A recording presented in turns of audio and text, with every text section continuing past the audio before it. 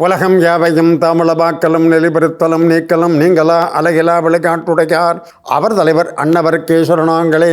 அன்பிற்கினிய Sun TV நேயர்கள் அனைவருக்கும் வணக்கமும் நல்வாழ்த்துக்களும்.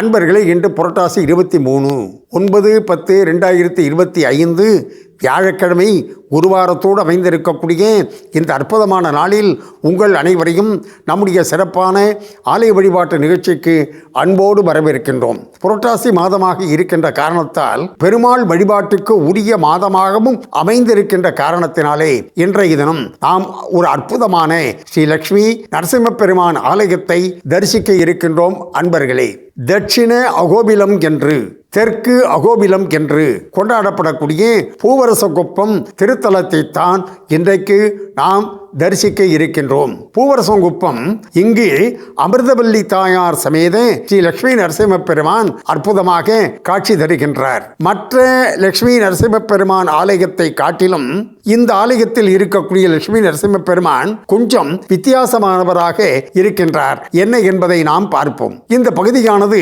தட்சிண அகோபிலம் என்று ஏன் அழைக்கப்படுகின்றது?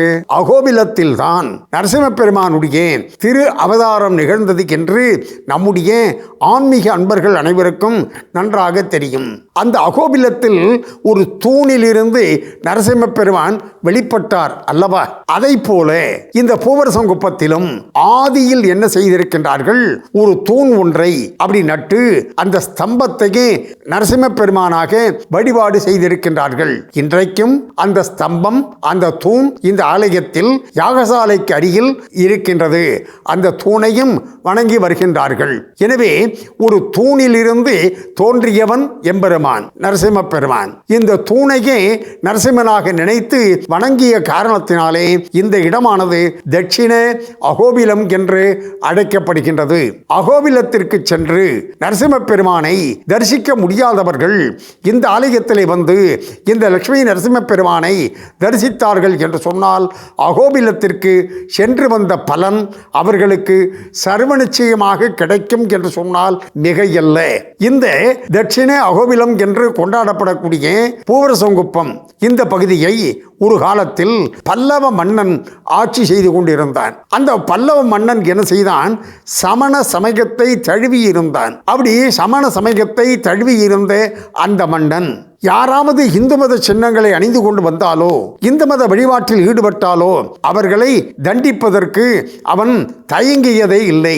அவனுடைய ஒரு அதீதமான அட்டகாசமான செயல்களால் மிக மிக மனம் வருந்திய நரஹரி என்று சொல்லக்கூடிய முனிவர், அவர் பெயரை பாருங்க, நர என்றால் மனிதன் என்ற பொருள், ஹரி என்று சொன்னால் சிங்கம் என்று பொருள்.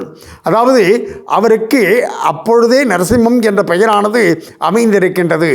எனவே அந்த நரஹரி என்று சொல்லக்கூடிய அந்த முனிவர் என்ன செய்தார்?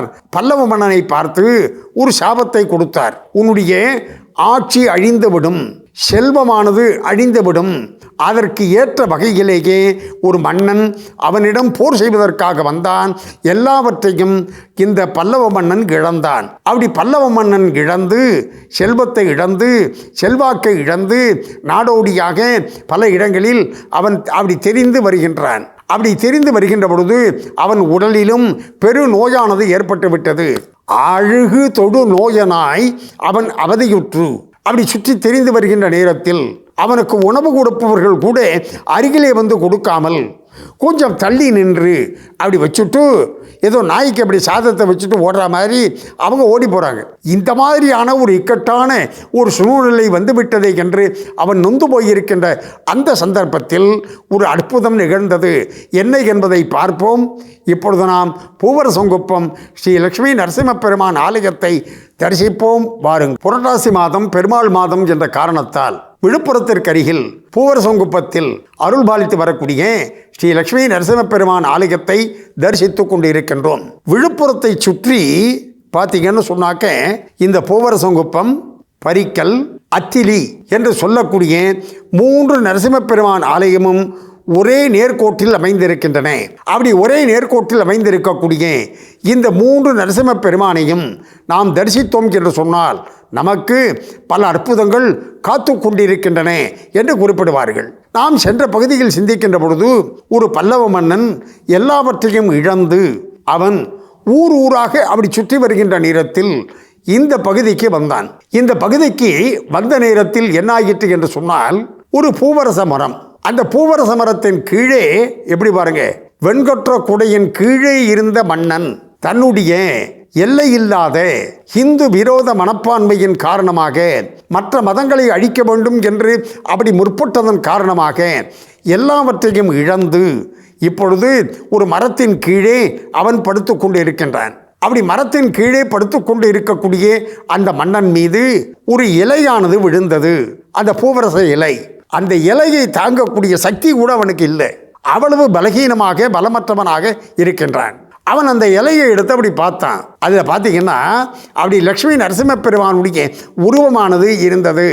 ஆஹா, தெய்வமே, உடனடியாக அருள் செய்யக்கூடிய தெய்வமே, நரசிம்ம பெருமானே என்று அவன் மனமுருகி பிரார்த்தனை செய்கின்ற நேரத்தில் வானத்திலே ஒரு அசரீரி எழுந்தது. என்ன என்று சொன்னால், மன்னா, இந்த நரசிம்ம பெருமானுக்கு நீ இங்கு ஆலயம் எழுப்பினாய் என்று சொன்னால் உன்னுடைய உடல் நோய் நீங்கும், நீ இழந்ததை பெறலாம் என்று அப்படி அந்த வாக்கு சொல்ல, அந்த அடிப்படையில் ஆலயம் அமைக்க வேண்டும், கோவில் கட்ட வேண்டும் என்ற முயற்சியை அவன் ஈடுபட்டான். ஈடுபட்ட உடனேயே என்ன ஆயிற்று, அவன் உடல் நிலையில் மாற்றம் ஏற்பட்டது. அப்படியாக அவன் ஆலயத்தை கட்டி முடித்தவுடனே முழுமையாக உடல் நோய் நீங்கியது. இவன் யாரிடம் ஆட்சியை இழந்தானோ, எந்த மன்னனிடம் இழந்தானோ அந்த மன்னனோடு திரும்பவும் போர் செய்து ஆட்சியை பெற்றான், இழந்த செல்வத்தை பெற்றான். ஒரு பூவரச இலையில் தோன்றி அப்படி மன்னனுக்கு அருள் செய்த காரணத்தினாலே இந்த இடமானது ஒரு காலத்தில் பூவரசம் பள்ளம் என்று அழைக்கப்பட்டு இன்றைக்கு பூவரசம் குப்பம் என்று அழைக்கப்படுகின்றது. அந்த பூவரசம் குப்பத்தில் அருள் பாலிக்கக்கூடிய லக்ஷ்மி நரசிம்ம பெருமானை நாம் தொடர்ந்து தரிசிப்போம் வாருங்கள். இந்த பூவரசம் குப்பம் தட்சிண அகோபிலம் என்று அழைக்கப்படுகின்றது என்று நாம் சிந்தித்தோம்.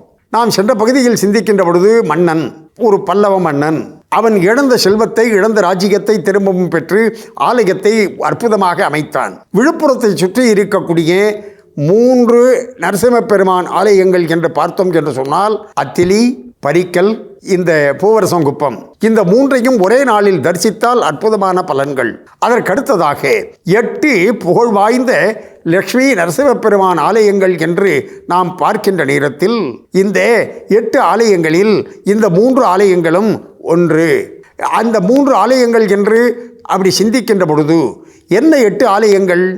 8 ஆலயங்கள் என்னென்ன என்று சொன்னால், நமக்கு நன்றாக தெரிந்திருக்கக்கூடிய ஆலயங்கள் தான் இவை அனைத்துமே. எப்படி என்று சொன்னால், அன்பர்களே, இன்றைக்கு நாம் தரிசித்துக் கொண்டிருக்கக்கூடிய பூவரசம் குப்பம், பரிக்கல், அத்திலி, சோளிங்கர், அதற்கு அடுத்ததாக சிங்கப்பெருமாள் கோவில் என்றெல்லாம் அப்படி வரிசைப்படுத்திக் கொண்டே வருகின்ற பொழுது நாமக்கல்ல நம்ம விட்டுட முடியுமா? ஆகையினால் இப்படி இருக்கக்கூடிய 8 நரசிம்ம பெருமானுடைய ஆலயங்கள், அந்த 8 நரசிம்ம பெருமான் ஆலயத்தில் முக்கியமான ஆலயமாக அமைந்திருக்கக்கூடியது எது என்று சொன்னால் பூவரசம் குப்பம். இந்த பூவரசம் குப்பத்தில் சுவாதி நட்சத்திரத்தன்று ஒவ்வொரு மாதமும் நரசிம்ம பெருமானுக்காக விசேஷமான சிறப்பு பூஜைகள், சிறப்பு வழிபாடுகள் நடைபெறுகின்றன.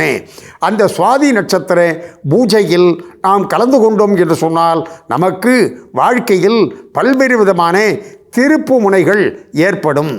அடுத்ததாக அன்பர்களே, இந்த பூவரசம் குப்பத்தில் இருக்கக்கூடிய லக்ஷ்மி நரசிம்ம பெருமான் மற்ற லக்ஷ்மி நரசிம்ம பெருமானை விட வித்தியாசப்பட்டவர் என்று அப்படி நான் சொன்னேன் அல்லவா? அதற்கு என்ன காரணம் என்று சொன்னால், இந்த ஆலயத்தில் லக்ஷ்மி நரசிம்ம பெருமானை தரிசிக்கின்ற பொழுது நாம் அதை உணர முடியும். எப்படி என்று சொன்னால், மற்ற இடங்கள்லாம் லக்ஷ்மி தாயார் தான் நரசிம்ம பெருமானை ஆலிங்கனம் செய்து கொண்டிருப்பார்.